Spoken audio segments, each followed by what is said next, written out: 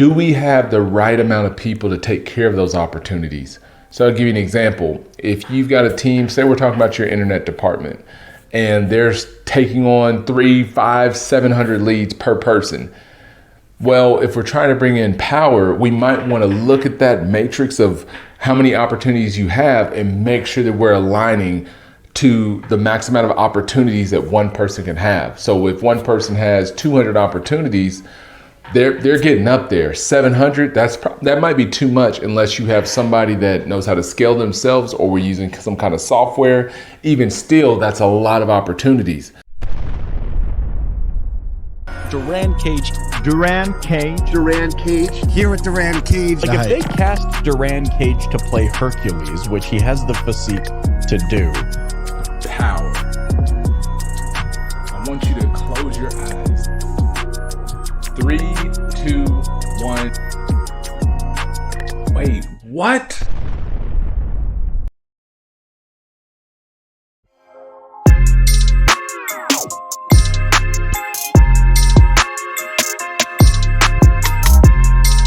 Power. And power, not in the sense of just regular power, but we're talking about power within your business. And this video is specifically around power within your dealership. What does that look like? And so we break down power into an acronym, right? So it's going to be here, right here on the screen, so you can read along with me. But when we talk about our P, we're talking about power in your people, okay? And then we're going to break down O, which is referring to the opportunities that you have. They're wide open. When we get to the W in power, we're going to talk about women at work, like what women can do and what they are currently doing within the walls of your business. And if you don't have them, we'll talk about that. And then E, we're going to talk about an empowered experience, one that we don't see much of in the automotive industry. And then lastly, we're going to get to the R, which we're going to talk about rebrand, refocused, and recenter. And what I love about that is I've actually gone through that myself. So a lot of these things in terms of power, I actually have implemented in my own business, and it's still true, like all these different things. So we're actually going through the journey of enhancing the power within our business together. So I always say this because it's not like I'm this expert that has it all figured out. I still would consider myself an expert, but I'm still growing and stretching every single day, right? You're an expert as well. We're all experts, but we have to keep growing our knowledge and our wherewithal, okay? So let's hop into P. So our first P. And before I do that, or as we lean into the P, I like to start off with a little bit of data, okay? So studies by the U.S. Department of Health and Human Services have shown that nearly 1 in 5 U.S. adults suffer from mental illness. 1 in 5. So if you have 25 people working at your dealership, there's a chance that maybe 5 of them is battling with some form of mental illness. Now, I'm not a mental illness expert, but what this can mean for you when we're talking about our people and enhancing the power is what solutions do we have for those that maybe are being outspoken or they've come to you about their mental illness, or what are things that if you're going through it, what does your dealership or your company have set up in store for things like that? It sounds way out there. It's not at all. Some of the best run companies, they have resources for people that might be battling. So it's important that you within the walls of your dealership, whether you put this in your HR department, whoever, but have resources available. And then what's better is be upfront about it. So this could be part of when you hire people, let them know, hey, here's some of the things that we have available, or in part of your employment ad, you can let people know that you have those resources available, because what if the people that you're trying to attract and you bring in, maybe that's something that they're struggling with or that they did in the past, and they see that and they're like, whoa, that's cool. This is a business that really cares about their people. So, but breaking it into areas of how do we bring power within the people that you currently already have, we have to remember that we start with ourselves first. So we can't make our people better without making ourselves better.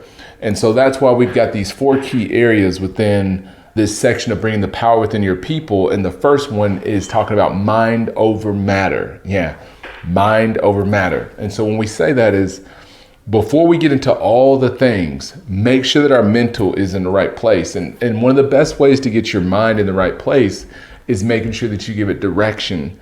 And by giving it direction, I call it GPA, which is the second part of this point, is what is your GPA? And that's your goals, your plan, and your action.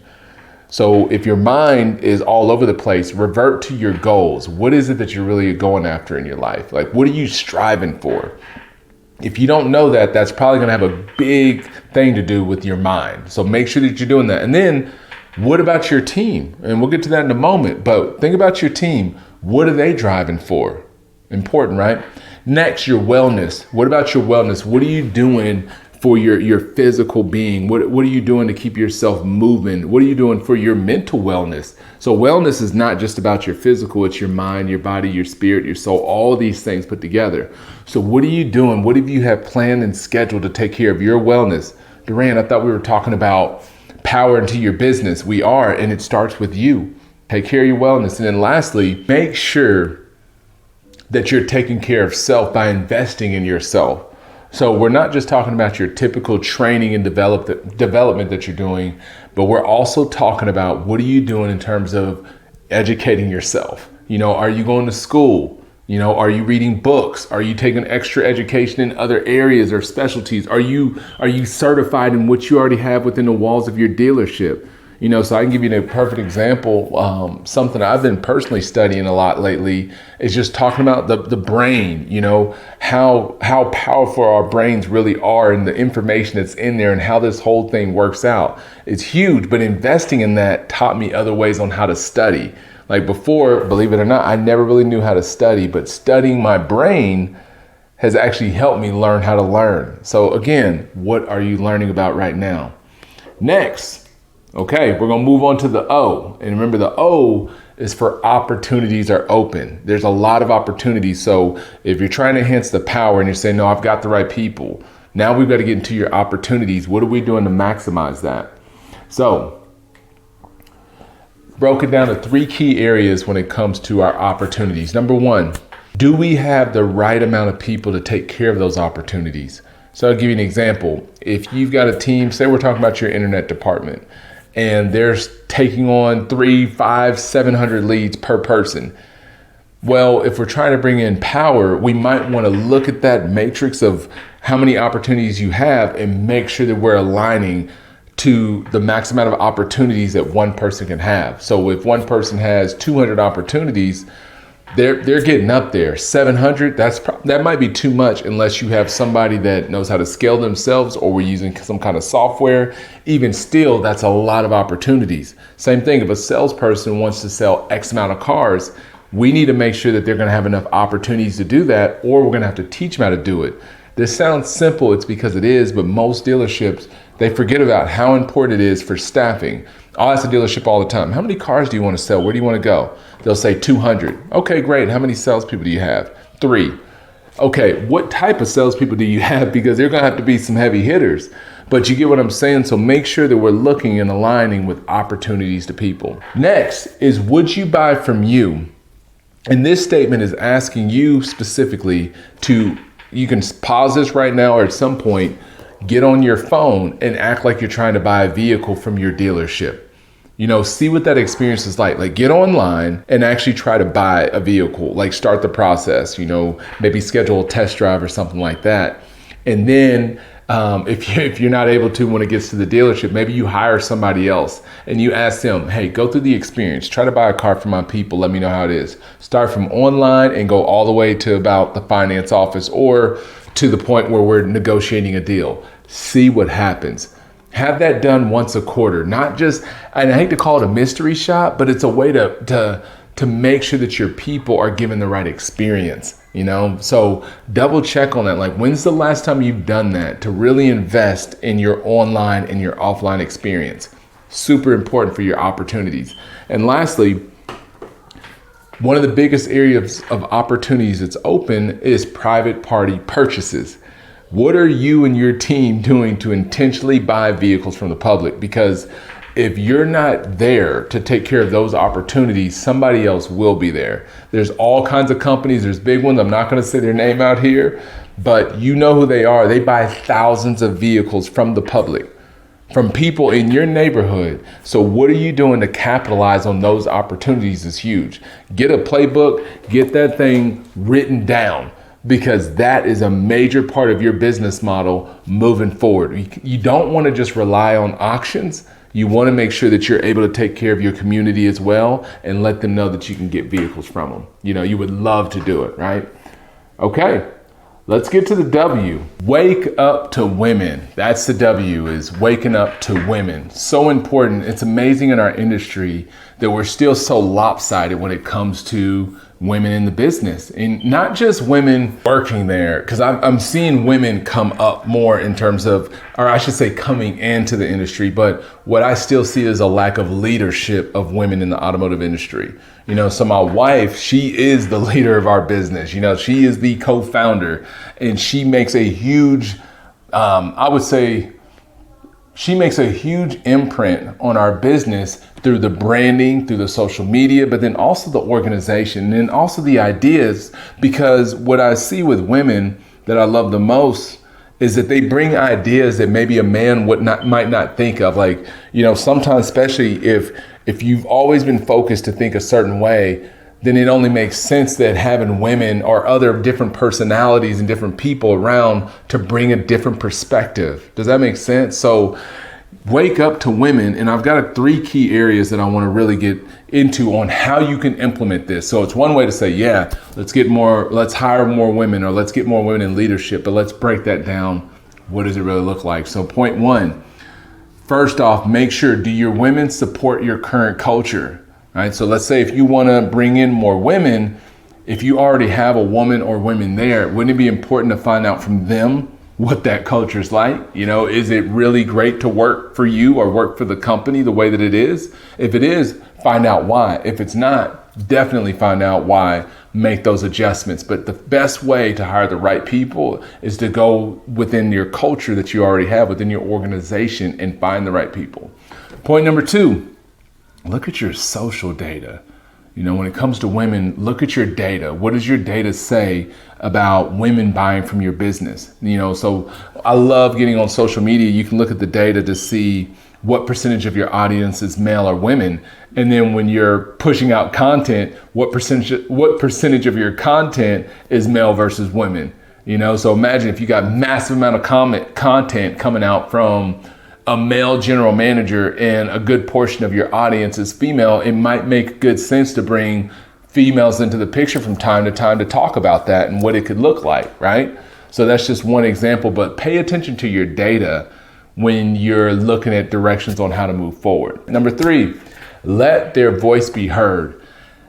If there's something I've heard more times than anything else, it's communication, you know, when it comes to business. And with women especially, communication and getting feedback and keeping an open line there is huge. So whether you do have women or not, make sure the line of communication is easy. Like I know they say open door policy, but it's bigger than that now. It's about just an open communication policy. Make sure you have that established. It's an easy way for you to wake up to women, okay? Let's get to E. Empowered experience. Okay, this is a big one in our industry because a lot of times we hire people, but we don't hire people so that they feel empowered, or even if they are empowered. A lot of people we hire and we put them in these little boxes and we don't let them flourish and let them bring their talents and their gifts to your business. So we're going to talk about 3 ways to create this empowered experience. So number 1, so when you think about an empowered experience, you have to think, is your team really empowered to answer questions? So look at it this way. Imagine a customer's online. They're shopping for a vehicle. They pick out this car and it gets to your team. They ask a simple question about, who knows, maybe what available special incentivized rates that are going on right now. Or maybe we don't want to go there because we're worried about the finance part, but maybe it has something to do with delivery or something that you can empower your team to answer this question, because this question gets asked a lot. Empower your team to be able to answer that, because imagine every single time they get asked the same question, they keep going to you or their leader over and over again. That's what I'm talking about. Empower them to be able to handle that. So maybe you start with your data, ask your team, what questions do we get asked a lot? that if we just empowered you all, you could take care of. Easy enough? All right, number 2, what is the number one form of communication right now? Text, right? So if texting is one of the biggest forms of communication, empower your people to start using texting more, not from their cell phone, but doing it from their CRM. But too many times we're seeing people write books to people in emails and have leaving these really long voicemails, and nothing wrong with that, okay? Because maybe those people really want a long voicemail or a long email. But encourage your team, empower them to use text messaging and use their art of influence with it. You let their personalities shine in the most professional way first, but empower them to be able to use those tools, okay? And number 3, when you think about employee experience and you think about power, I want you to think about, what do your employees say about you when they're at the dinner table with their family? So envision, your family sitting there, it's Wednesday night, they're eating dinner, they're eating some spaghetti and some bread and all kinds of okra, corn, and mashed potatoes. Dang, I'm getting hungry. But they're sitting there and that question comes around, so mom, so dad, how was work today? Or son, or whatever, how was work? What they say there is your culture. Like if it's constantly negative of what the person's giving feedback about their job or their leader or whatever, that's a problem. And so how do you figure that out? Well, maybe you survey your people yourself, and it doesn't have to be at a dinner table. Maybe you take them out, or maybe you just survey them behind the scenes. Just ask them, what do you like most about being there? And what do you like least? It's super important, because I would much rather find out from somebody that's having these surveys or something electronic that's going on than to find out while they're at their dinner table and they mess around and leave. Okay, so again, we're talking about an empowered experience. We're empowering our people to give us feedback on what they really enjoy about working for you, but also what they don't enjoy. All right, this is for the 1%ers, because not everybody wants to do that. I know when I was sitting in the store, the last thing I wanted to do was hear a bunch of surveys about what people didn't like, but man, there's so much growth and losses and what you can learn from that than just hearing about everything that we do right. Cool.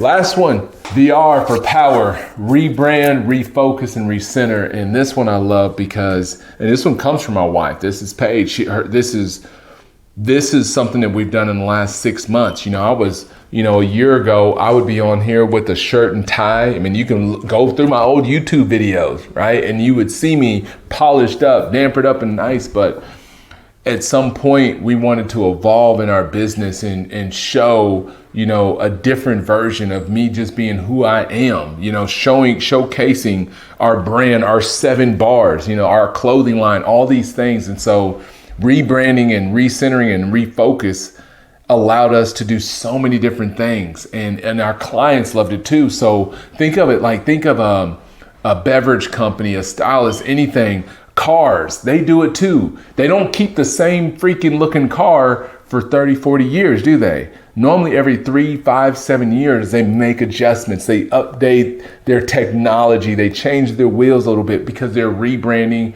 refocusing, recentering. They're doing one of those things or all 3. When's the last time you've done it? Right? When's the last time you've done that? It's uncomfortable. I promise you, sitting like this 3 years ago, it wouldn't have worked, but it just takes time, because on the other side of discomfort is a lot of great things. Okay, so these 3 things that I have for rebranding, refocus, and recentering. Number 1, focus on your community. I have on here CRM, ditch the template. So if you want to rebrand, refocus, go to your communication for your emails and your text templates, redo those things. Get rid of the stuff that says you're the best thing since sliced bread and start putting real good content in your email templates. Okay, rebrand those things. In the middle, your community. How much time are you spending in your community? So it's time to rebrand or refocus, recenter into your community. Let them know that you're still here. You're here to serve them. Listen to their problems. Listen to their needs, right? And the last thing, get connected. So on social media, rebrand, refocus in there. And it's the same thing in the community.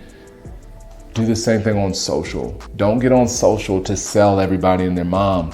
Get on social to connect with everybody and their friends and have fun doing it. These things are the things that bring power into your business, your people, your opportunities. the women that you hire, you know, keeping it diverse, the empowered experience, and then breaking it down to the end, rebrand, refocus, and recenter. So thank you for hanging out with me, having a conversation. Comment below, what would you like for me to break down next? You know, comment below, let me know, and we'd love to take a deep dive into that. So thank you. Please share to the people that you feel this could help. As always, thank you. Take care.